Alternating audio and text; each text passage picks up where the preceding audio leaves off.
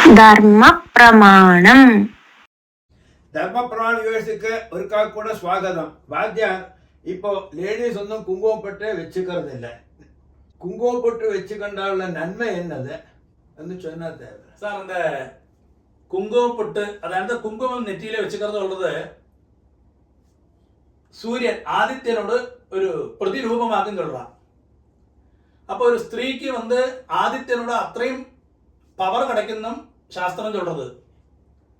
அப்போ அந்த குங்குமப்பட்டு சொல்றது ஒரு ஸ்திரீக்கு ஐஸ்வர்யமாக்கும் சொல்றா, அஷ்டலட்சுமி அவள வந்துடுன்னு சொல்றா. മാത്രമല്ല സ്തംഭനം, മോഹനം, ആകർഷണം, இந்த 3 ரூபங்கள் இந்த குங்குமத்தில் இருக்குகொள்றா. அதாவது ஒரு குங்குமப்பொட்டு நீங்கள் எக்ஸாம்பிள் ஒரு பார்த்துங்க, நீங்கள் ஒரு குங்குமப்பொட்டு നെറ്റിയിലിട്ട് നിൽക്കാൻ அந்த ലേഡീസോട് அந்த முகம் ഒന്ന് பாருங்க. குங்குமப்பொட்டொന്നും இல்லாக்கி லலாட சூன்யமா இருக்கிற லேடிஸோட ஒரு மூஞ்சியும் நீங்க பாருங்க, உங்களுக்கு അതിന്റെ വ്യത്യാസം தெரியும். அப்போ மகாலட்சுமியோட, அஷ்டலட்சுமியோட, தனலட்சுமியோட எல்லாம் அனுகிரகமாக்கும் அந்த குங்குமம் நெற்றியில் இட்டுக்கிறது.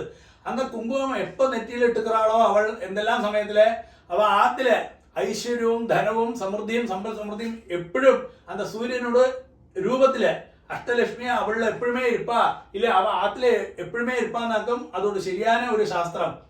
அப்போ തീർച്ചയായിട്ടും இந்த காலத்துல നമ്മൾ சின்ன குட்டிகள் കൂടി ഇട്ടുകാട്ടാ பெரியவா சொல்லிக் கொடுக்கணும். കാരണം കൊന്ത ഇതാക്കും, നമുക്ക് എല്ലാ ഐശ്വര്യം ഉണ്ടാകും, ഉനക്കും എന്തെങ്കിലും ആരോഗ്യം ഉണ്ടാകുന്ന பெரிய லேடிஸ் அவ சின்ன குழந்தைகள்கிட்ட சொல்லிக் கொடுக்கலாம்.